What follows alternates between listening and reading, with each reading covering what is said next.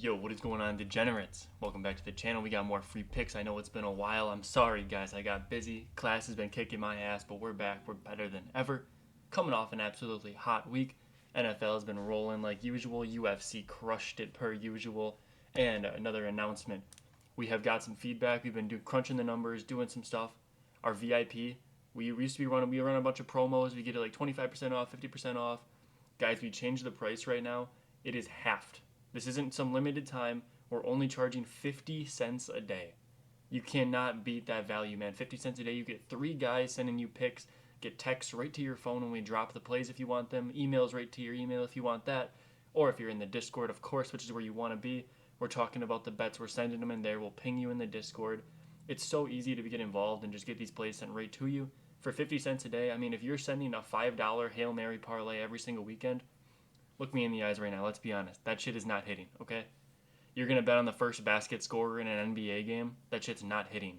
Okay, take that $5, apply it for like 2 weeks. You get 15 bucks going. You get like 2-3 weeks going. You get 15 bucks. Join the Discord. If you don't want to play all of our plays, that's okay. Just you can ask for the opinions of guys who study this stuff. Guys who do this. This is part of my fucking job, man. I look at props for a living now. Like, that's fucking awesome. So, like I just said, I have to showcase it. We lower the price. $15 a month, 50 cents a day. You cannot beat the price. This last weekend, man, this last weekend was insane. Look at all this shit right here. Wall of green. Fucking wall of green. This guy's new to the VIP. Of course he's cashing, man. Look at this shit. You fliff, we got you. If you're in a state where you can't really bet online with too much stuff, all of these slips are available. This is UFC, NFL props, everything. Then we got the slips for the guys who prefer the prize picks, the underdog, all that. You cannot beat this, guys. This is ridiculous value. You can see guys charging $100 a fucking week. I was watching some YouTube video like 2 or 3 weeks ago. This guy was trying to give out picks. He said $150 a week you can get you in his group. Are you kidding me? $150? You better do some other stuff to me after I join your group, man. That's all I'm saying about that. And then right here, we have the gold props from this last weekend. Every single week for the NFL, I take my 5 favorite props, throw them in a list, call them the gold props. We have swept 3 times. I've only been doing this since I think week 4, week 5. We've swept 3 times. We've only been negative units on 1 single week. And then, of course, right here, Aaron Jones, he got hurt, went out of the game. Cam Akers caught a 10-yard pass right after Aaron Jones went out, man. It was just infuriating. I would have cashed his line. He was at 13 at the end of the game. But what can you do about that? Injuries are part of the game. 4-1, an insane run. And let's hop into the plays for today, man. I have 4 picks for you. Usually we're doing 2. I felt bad we've been off for so long not giving you guys the picks. Got 2 picks for the NFL game tomorrow and 2 NHL picks for the game tonight. You can throw them in a 4-man if you want to, or you can just run them as 2-mans, 1 for the game tomorrow, 1 for tonight.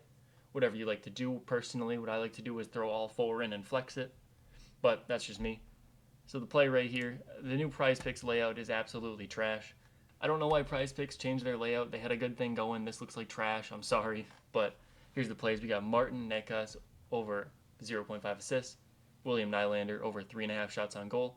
A.J. Brown over 28.5 longest reception. Jaden Daniels under 45.5 rushing yards. Now let's hop right into the research here. For Jaden Daniels, obviously you see he has been crushing this line, which is a little scary to see because you think of Jaden Daniels, you think of him as a mobile quarterback, a Lamar type, a Kyler Murray type. He's running the ball. But there's been a trend in recent years, not even a trend, just something if you're intelligent as a coach, something you note. You don't want to be running your quarterback like crazy, especially when Jaden Daniels just took a rib injury in that Carolina game. That's not something that you want to do, okay? You see in the Carolina game, he went over. Carolina's defense is atrocious. They can't stop anything. He went over against Chicago, which was a little bit surprising to me. I thought he might go under against Chicago. But then you can see right here, these 2 games, when you have playoff hopes and your quarterback is back, he's not going to be running as much. You don't want to risk an injury when you have playoff potential. The Commanders have such good potential in the playoffs. They could make it far. By far, I probably mean like the second round, but they have a lot of potential here. I think the Commanders are a very good team. I think their coaches realize that too. I don't think they're going to risk Jaden Daniels. Last game, he only ran 5 yards against Pittsburgh. If you want to go into the rush attempts here, he only tried 3 times.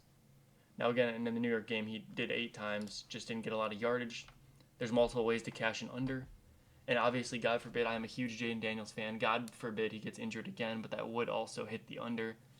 That's why taking unders is a little bit more advantageous. Sometimes there's a lot of ways you can hit an under, but it's obviously not something you want to pray for.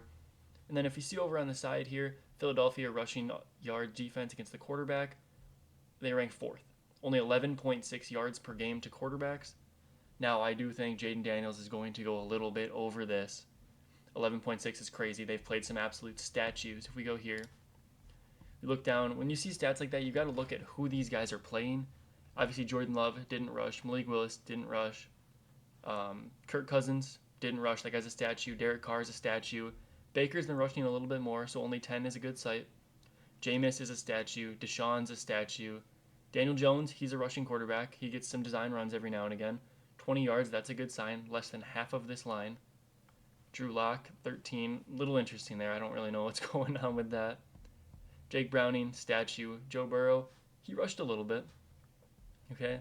Joe Burrow rushed a little bit. Every now and again, he'll just burst off a big run, so I think it's promising to see him go under. Trevor Lawrence, he moves a little bit. Nothing like some of these other guys, but he does move a little bit. Cooper Rush, statue. Trey Lance, he got 17. A little scary given it was only, 3 times there, but it is what it is. I think Jayden Daniels is going to want to stay safe. I think the coaches want to keep him healthy, keep him in the game. Plus, I think they have a very good path to victory just exploiting this trash secondary that these Eagles have. I think Darius Slay is going to get lit up again. And then into the next play. A.J. Brown, longest reception. Now, at the start of this season, the Commanders were allowing the #1 rate for big plays allowed. They've cleaned up their secondary a lot. Those first couple weeks, it was bad. Every single wide receiver one was going off. They were getting 100 yards, 2 touchdowns. It was ridiculous. They've cleaned up their act a little bit. They've been performing a lot better. If you go into the receiving yards, you can see they have a pretty decent ranking against the wide receiver position coming back from that. Overall, rank 5, a little interesting there. Go back to the longest reception. This is the prop we like.